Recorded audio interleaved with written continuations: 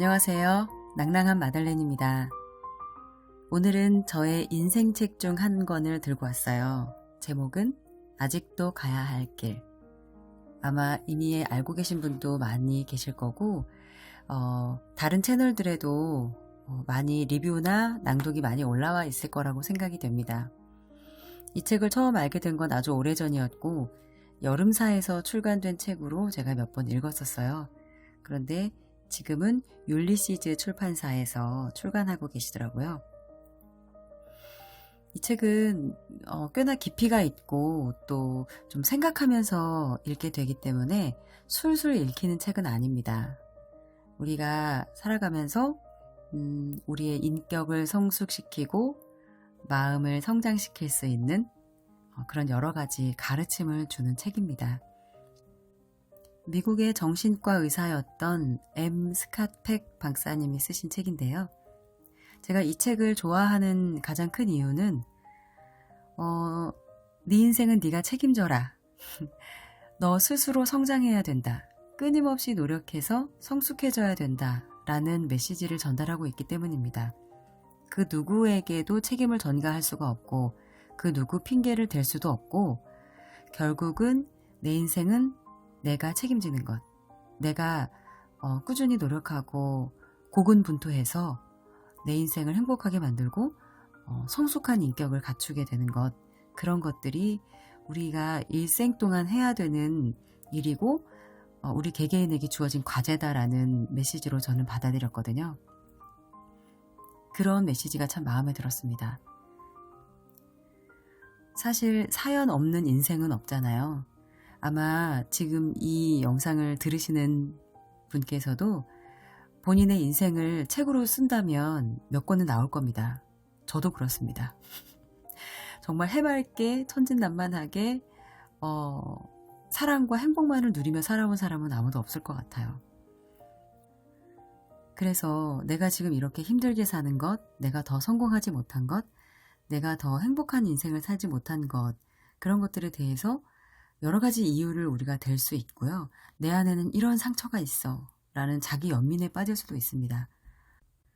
그렇지만 우리는 이미 성인이잖아요. 내 인생은 내가 책임져야죠. 과거에 나에게 어떤 힘든 일이 있었고 내 안에 어떤 상처가 있든 나 스스로 내 인격을 성숙시키고 내가 더 나은 사람이 되기 위해서 하루하루 매일 노력하면서 살아가는 것, 그것이 마땅히 우리가 해야 할 일이 아닐까 그런 생각이 듭니다. 이 책은 정말 모든 분들께 다 추천하고 싶은 책이에요. 누구나 한 번씩은 다 읽어보셨으면 좋겠다라는 생각이 들 정도로 우리 인생에 큰 교훈을 주는 책이라고 생각합니다. 아직 이 책을 접할 기회가 없으셨던 분이라도 이번 기회에 꼭 한번 읽어보시기를 추천하면서 이 책에 실린 25주년 기념판 서문을 한번 읽어보겠습니다. 아직도 가야 할 길.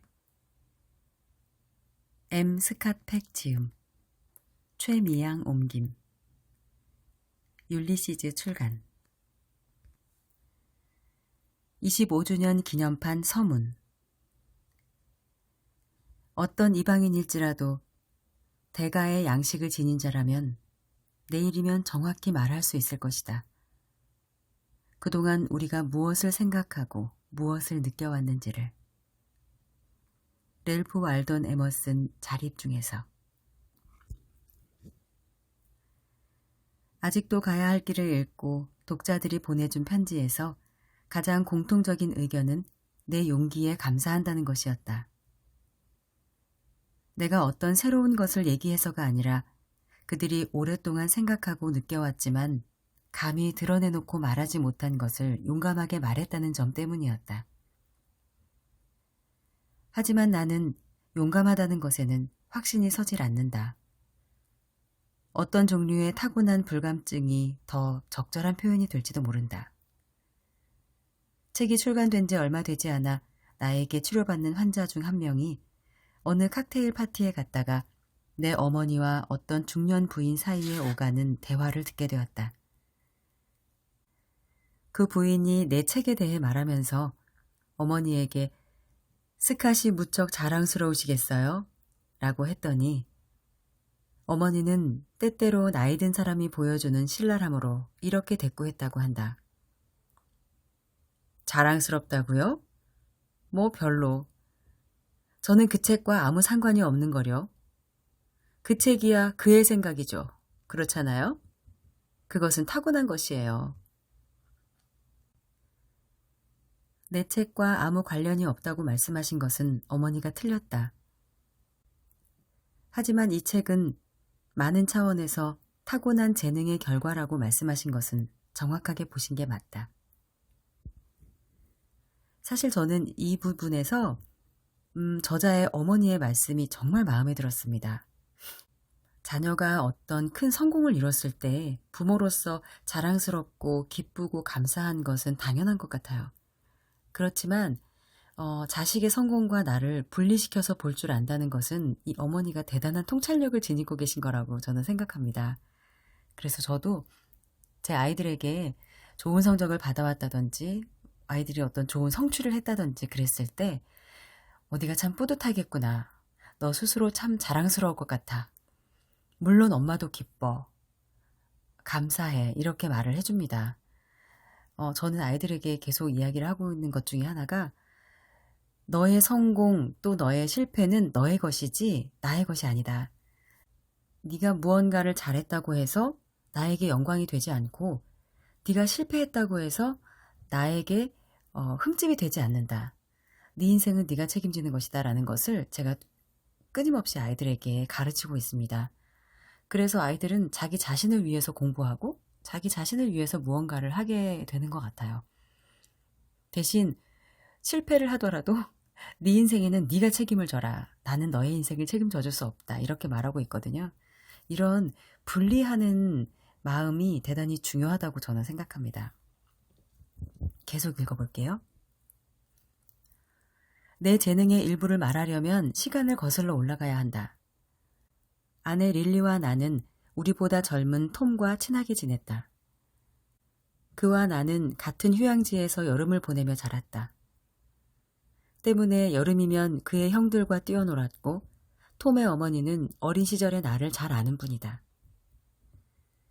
아직도 가야 할 길이 출간되기 몇 년 전 어느 날 밤에 톰은 우리와 저녁 식사를 하러 왔다. 그때 톰은 어머니와 함께 살았는데 어머니, 내일 저녁에 스캇팩과 저녁 식사를 하기로 했어요. 그가 누군지 기억나세요? 라고 물었다. 그러자 톰의 어머니는 스캇은 어렸을 때 사람들이 드러내놓고 말하지 못하는 것에 대해 말하기를 좋아하는 아이였지. 라고 대답하셨다고 한다. 이 정도면 내 재능의 일면이 예전부터 나타났다는 것을 알 수 있다. 또한 어렸을 때 지배적이던 문화에서 나는 이방인 같은 존재였다는 것도 알 수 있을 것이다. 무명 작가였던 나의 책 아직도 가야 할 길은 아무런 팡파르도 없이 출간되었다. 때문에 이 책의 놀라운 상업적인 성공은 아주 점진적으로 이루어졌다. 아직도 가야 할 길은 1978년에 출간되었지만 5년이 지나서야 베스트셀러 목록에 오르게 됐다. 이 점은 내가 대단히 감사하게 생각하는 사실이다. 하루아침에 유명인사가 되었을 때 그 갑작스러운 명성을 감당할 만큼 내가 성숙한 사람이었는지 의심스럽기 때문이다. 어쨌든 내 책은 출판시장의 용어로 말하면 동면했고 소위 입소문으로 팔려나갔다. 처음에는 천천히 몇 가지 경로를 통해 입소문이 나기 시작했다. 그 경로 중에 하나가 알코올 의존증 환자협회, 즉 AA를 통해서였다. 사실 나의 첫 팬레터는 이렇게 시작된다. 친애하는 팩 선생님, 당신은 알코올 의존증 환자가 틀림없습니다. 오랫동안 AA 회원이면서 알코올 의존증으로 비참함을 맛보지 못한 사람이 이런 책을 쓸 수 있을 거라고는 그는 도저히 상상할 수 없었던 것이다. 아직도 가야 할 길이 20년 전에 출간되었더라면 전혀 성공하지 못했을 것이다. 알코올 의존증 환자협회는 1950년대 중반이 돼서야 비로소 실질적으로 출범했기 때문이다. 그렇다고 이 책의 독자들 대부분 알코올 의존증 환자라는 것은 아니다. 더 중요한 사실은 심리치료가 시행된 것도 마찬가지 상황이었다는 것이다. 그 결과 아직도 가야 할 길이 출간된 1978년에 이르러서야 미국의 수많은 남녀들이 심리적으로든 정신적으로든 성숙했으며 드러내놓고 말해서는 안 되는 모든 종류의 것들을 깊이 생각해보기 시작했다. 그 주제들은 말 그대로 누군가 그것에 대해 큰 소리로 말해주기를 기다리고 있었던 것이다. 그렇게 해서 아직도 가야 할 길의 인기는 눈덩이처럼 불어났고 지금까지 인기가 계속 유지되는 것은 바로 그 점 때문이다. 순회 강연 중 강의가 끝날 무렵 나는 청중에게 이렇게 말하곤 했다. 여러분이 미국인의 단면을 보여주는 평균적인 사람들은 아닙니다. 하지만 여러분은 공통적으로 놀라운 점을 지니고 있습니다. 그중 하나는 12단계 프로그램이든 혹은 전통적인 교육으로 훈련받은 심리치료사를 통해서든 상당수의 사람들이 살면서 중요한 심리치료를 받았거나 지금 치료 중이라는 사실입니다. 이 자리에 계신 분 중에 심리치료를 받은 적이 있거나 받고 계신 분은 손을 들어보시겠어요? 제가 이런 질문을 드린다 해서 여러분의 비밀을 들통낸 것처럼 느끼시지는 않을 겁니다. 당장 청중의 95% 정도가 손을 들었다. 나는 옆을 보세요 라고 말했다. 이것은 몇 가지 중요한 사실들을 시사하고 있습니다. 나는 계속해서 그중 하나가 여러분은 전통적인 관습을 뛰어넘기 시작한 집단에 속해 있다는 것입니다.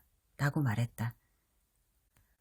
전통적인 관습을 넘는다는 말은 무엇보다도 그들이 드러내놓고 말하지 못하는 것에 대해 오래전부터 생각하기 시작했던 사람들이라는 의미다. 청중은 내가 전통적인 관습을 뛰어넘는다는 것과 그 현상이 지닌 특별한 의미를 상세하게 설명하자 거기에 동의했다. 몇몇 사람들은 나를 예언자라고 부른다. 거창해 보이는 그 호칭을 나는 기꺼이 받아들일 수 있다. 단, 예언자를 앞을 내다보는 능력을 가진 사람이 아니라 단지 시대의 징후를 읽을 줄 아는 사람이라고 생각하고 그 점을 강조한다면 말이다. 아직도 가야 할 길은 무엇보다 시대가 필요로 하는 책이었기 때문에 성공했고 독자들이 그 책을 성공으로 이끌었다. 25년 전 아직도 가야 할 길이 처음 출간되었을 때 나의 순진한 꿈은 이 책이 전국적으로 신문에 비평이 실리는 것이었다. 그런데 결과는 정말 은혜롭게도 딱 한 군데에 비평이 실렸다. 하지만 그것은 대단한 비평이었다. 따라서 책이 성공하게 된 이유의 상당 부분은 필리 테로에게 그 공을 돌려야만 한다. 당시 매우 훌륭한 작가이자 뛰어난 비평가였던 필리는 워싱턴 포스트 출판국에 쌓인 서평 촉닥본들 가운데 한 권을 우연히 발견했다. 목차를 훑어본 그녀는 책을 집으로 가져갔고 이틀 후 그 책의 비평을 요청했다. 편집자는 거의 마지못해 동의했고 이에 필리는 그녀의 말을 빌자면 그 책을 베스트셀러로 만들 비평을 찬찬히 공들여 만들기 시작했다. 그리고 그렇게 했다. 비평이 나가자마자 채 일주일도 안 돼 아직도 가야 할 길은 워싱턴 포스트지의 베스트셀러 리스트에 올랐고 몇 년 후 전국적으로 어느 일간지에서든 베스트셀러 리스트에 올랐다. 그 출발에 필리의 비평은 정말 충분했다. 나는 필리에게 다른 이유로 감사한다. 책의 인기가 높아갈 즈음 발을 땅에 딛고 있는 겸손함을 유지해 주기를 다짐하는 마음에 그녀는 내게 말했다. 그것은 당신 책이 아니에요. 아시죠? 나는 바로 그 말뜻을 이해했다. 우리는 둘 중 누구도 아직도 가야 할 길이 말 그대로 신의 말씀이라거나 그렇지 않으면 신과 교신하기 위한 수단이라고 생각하지 않는다. 내가 책을 썼고 책에는 더 나은 단어나 문구를 선택했으면 하는 아쉬움이 많다. 이 책은 완전하지 않으며 나는 전적으로 그 결함에 책임이 있다. 그런 결함에도 불구하고 어쩌면 이 책이 필요했다는 이유 때문에 좁은 사무실에서 고독하게 책을 쓰면서도 도움을 받았다는 사실에 대해서는 일절 의심이 없다. 그 도움에 대해서는 설명할 도리가 없지만 그러한 체험이 내게만 일어난 일이라고는 하기 어렵다. 사실 그런 도움이 이 책의 궁극적인 주제다. 2002년 M. 스캇 팩. 네, 꽤 겸손한 말씀이라고 생각합니다. 시대가 요구하는 책이었다라는 말씀이 인상적이에요.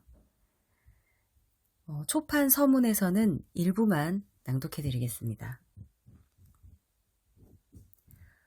우선 정신과 의사로서 이 책의 두 가지 기본 전제를 밝혀둔다면 그 첫째는 정신적인 것과 영적인 것을 구별하지 않았다는 것이다. 따라서 정신적 성장과 영적 성장에 이르는 과정도 별도로 취급하지 않았다. 나는 이 둘을 동일한 개념으로 보고 있다. 두 번째, 이 영혼과 정신의 성숙 과정이란 복잡하고 험난할 뿐만 아니라 오랜 시간이 걸리는 평생의 일이라는 것이다. 심리치료가 정신적이고 영적인 성장 과정에 큰 도움을 주고자 한다면 결코 단순하거나 짧은 과정이 될 수 없다. 나는 정신의학이나 심리치료의 어떤 특정 학파에 속해 있지 않다. 프로이트 학파도 아니고 융 학파도 아니고 아들러 학파도 아니며 행동주의파도 경험주의파도 아니다. 나는 어떤 한 가지 간편한 해결책은 없다고 믿는다. 물론 이들 학파에서 제시하는 간단한 심리치료가 도움이 될 수 있고 그들의 방법이 매도할 수 있는 성질의 것도 아니다. 그러나 그러한 도움은 어쩔 수 없이 피상적이다. 영적 성장에 이르는 길은 머나먼 길이다. 내 환자들이 그들 여정의 주요한 시기에 함께 할 수 있도록 내게 특권을 준 데 대하여 감사드린다. 그들의 여행이 바로 나의 여행이었고 이 책을 쓴 대부분은 우리가 함께 배운 것이기 때문이다. 또한 스승과 동료에게도 감사드린다. 그 중에서도 특히 아내 릴리에게 감사한다. 아내는 항상 내게 큰 도움을 주었다. 그래서 나는 배우자로서, 어머니로서, 심리치료로서, 인간으로서 그녀의 지혜가 그녀의 것인지 내 것인지 구별하는 것이 힘들게 돼버렸다. 이 책은 크게 4부로 나뉘어져 있습니다.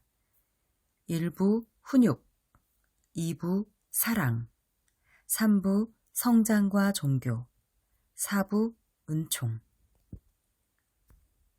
그 중에서 1부 첫 번째 꼭지를 낭독해드리겠습니다. 삶은 문제와 고통의 연속이다. 삶은 고해다. 이것은 위대한 진리다. 다시 말하자면 이 세상에서 가장 위대한 진리 중에 하나다. 생 즉 고는 석가의 가르침인 사성제 중 첫 번째 가르침이다. 이것이 위대한 진리인 까닭은 진정으로 이 진리를 깨닫게 되면 그것을 뛰어넘을 수 있기 때문이다.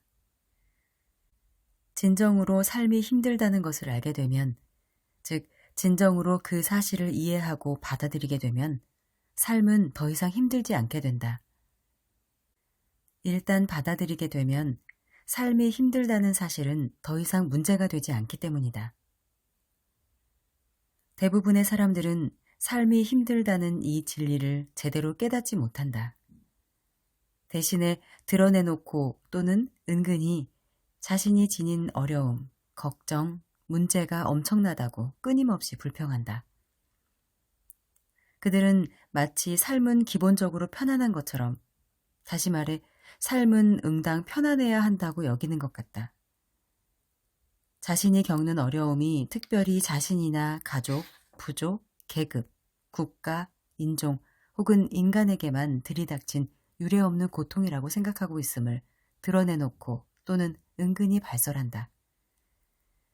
나 자신도 그래 본 적이 있기 때문에 이러한 불평이 어떤 것인지 안다. 삶은 문제의 연속이다. 우리는 이 문제들을 해결하고 싶은 걸까? 아니면 그저 불평하고 싶은 걸까? 우리 아이들에게 이 문제들의 해결법을 가르치고 싶은 걸까? 삶의 문제들을 해결하기 위해 필요한 기본적인 도구는 훈육이다.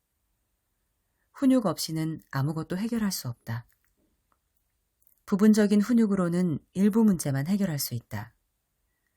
온전한 훈육이 있어야 모든 문제를 해결할 수 있다. 삶이 힘들다는 것은 문제를 직면하고 해결하는 과정이 고통스럽다는 것을 말한다. 문제가 생기면 어떤 문제냐에 따라 절망, 비애, 슬픔, 외로움, 죄책감, 후회, 분노, 두려움, 걱정, 고뇌, 좌절 같은 감정을 느끼게 된다. 이러한 감정들로 인해 우리의 마음은 불편해진다. 종종 아주 불편해지고 육체적인 통증과 같은 고통을 느끼며 그 고통은 때로 가장 심한 육체적 고통과 맞먹는다. 우리가 문제를 문제라고 부르는 이유는 사건이나 갈등이 야기하는 바로 이 고통 때문이다. 삶은 끊임없는 문제를 연속적으로 배출하고 있으므로 삶은 항상 힘들고 기쁨과 동시에 고통으로 가득 차 있는 것이다. 그런데 당면한 문제를 해결하는 이 모든 과정 속에 삶의 의미가 있다. 삶의 성패를 가르는 것이 이 문제들이다. 문제에 부딪히면 용기와 지혜가 필요해진다. 사실은 이때에 용기와 지혜가 생겨난다.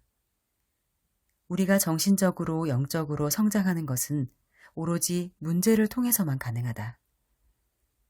사람들이 영적으로 성장하도록 돕고 싶다면 문제를 해결하는 능력을 자극하고 지원해야 한다.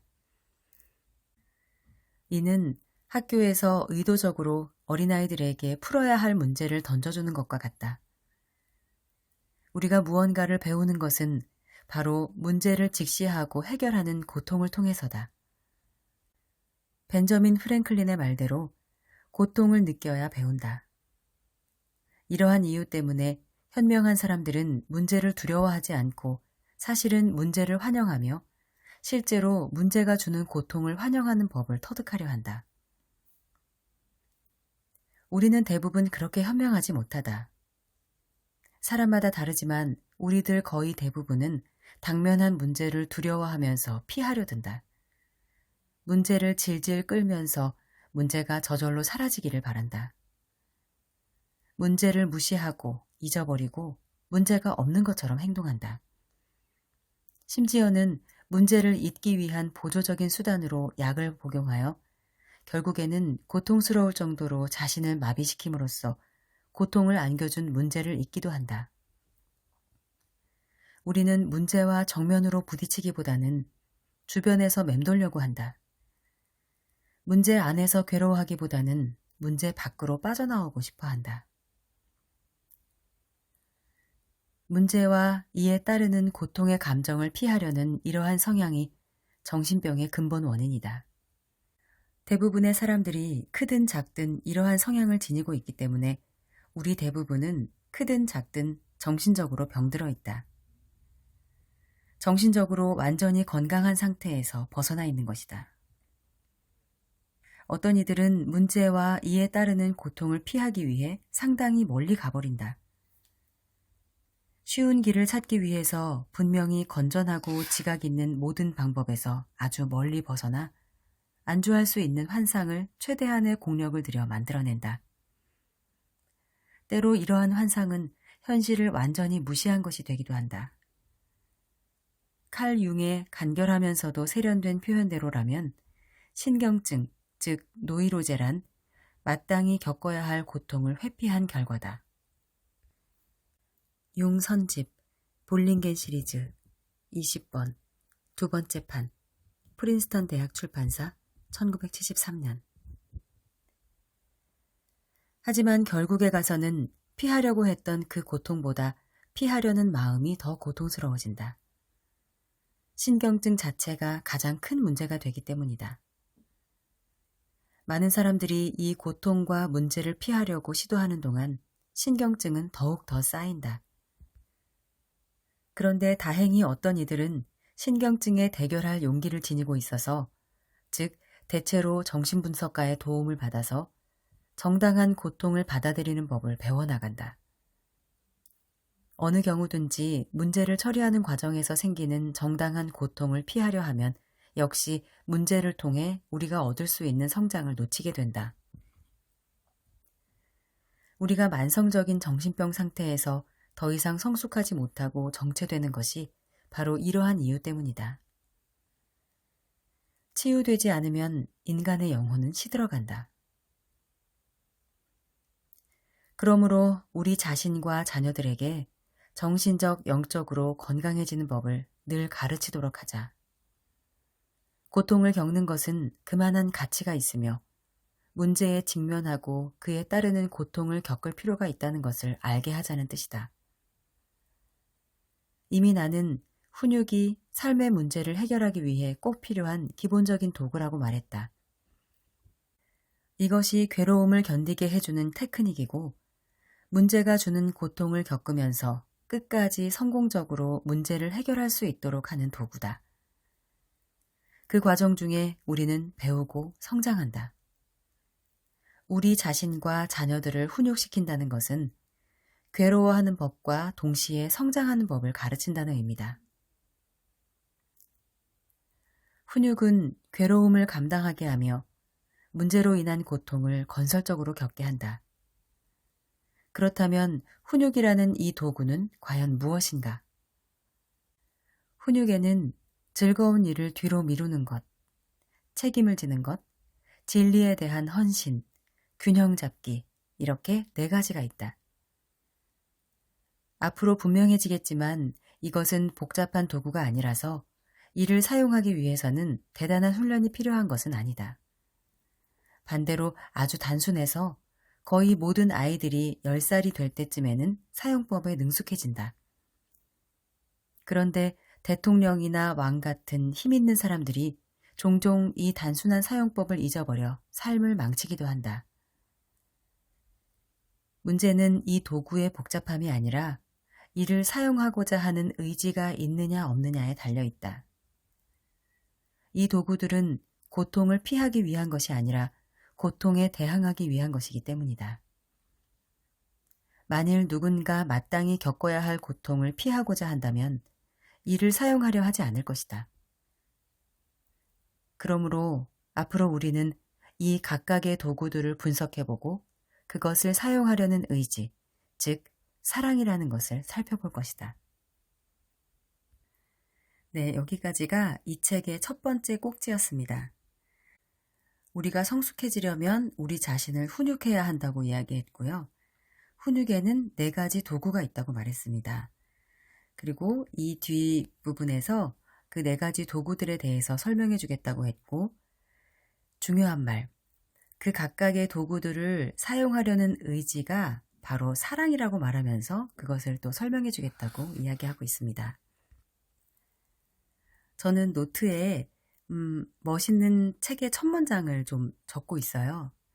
이 책의 첫 문장도 그 노트에 적혀 있습니다. 삶은 고해다. 멋지지 않나요? 이 문장이 원어로는 아주 단순합니다. Life is difficult. 이거예요. 삶은 어렵다는 뜻이죠. 그런데 고해라고까지 표현을 했어요. 번역자가 아마 고심을 많이 하셨을 것 같아요. 그런데 제가 알기로 이 저자가 이 책을 쓰실 때는 불교 신자였습니다. 그래서 고통의 바다다라고 번역을 하시지 않았을까 생각해요.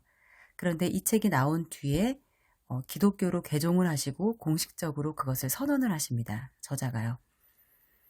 어쨌든 이 책을 쓰실 당시에는 불교 신자였기 때문에 번역자는 그것을 고려해서 이렇게 멋진 문장으로 만드신 게 아닌가라고 생각이 듭니다. 삶은 고통스러운 것이지만 그 고통스럽다는 것을 인정하고 받아들이고 나면 더 이상 고통스러운 것이 아니게 된다 라는 메시지를 이 책을 통해서 계속 주고 있습니다. 이 책을 읽고 어느 날 갑자기 인생이 행복해지고 지상 천국이 실현되고 그런 것은 아닐 겁니다. 아마 한 번 읽으셔서 완전히 이해하기도 어려우실 거예요. 다만 삶이 조금 덜 힘들어지는 경험, 내가 왜 힘든지 알겠다. 삶이란 게 이런 거구나라는 생각을 시작하게 되는 것만으로 좋은 성과가 아닐까 생각합니다. 이 책 이후에도 시리즈로 몇 권 더 계속 책을 내셨어요. 끝나지 않은 여행, 그리고 저 너머에. 보통 이 세 권을 시리즈로 생각하고들 읽으시더라고요. 이 외에도 여러 책을 내셨는데 특히 거짓의 사람들을 읽을 때 제가 또 충격을 받았던 기억이 있습니다. 제가 전직 정신건강사회복지사라서 이런 깊은 심리적인 이야기, 정신과 환자들의 성장하는 이야기 이런 것들에 대단히 흥미가 많거든요. 그래서 저는 아주 재미있게 이 박사님의 책을 읽고 있습니다. 오랜만에 이 책 첫 번째 꼭지를 다시 읽으니까 내가 지금 딱 다시 한번 읽을 때가 되었다라는 생각이 듭니다. 여러분도 한번 읽어보시고 또 댓글로 소감 나눠주시면 감사하겠습니다. 제가 책 소개와 발췌 낭독을 이렇게 길게 녹음한 적이 있었나 싶네요. 워낙 좋은 책이고 여러분께 꼭 추천하고 싶어서 할 말이 많았던 것 같습니다. 오늘은 여기까지 할게요. 들어주셔서 감사합니다. 낭낭한 마들렌이었습니다.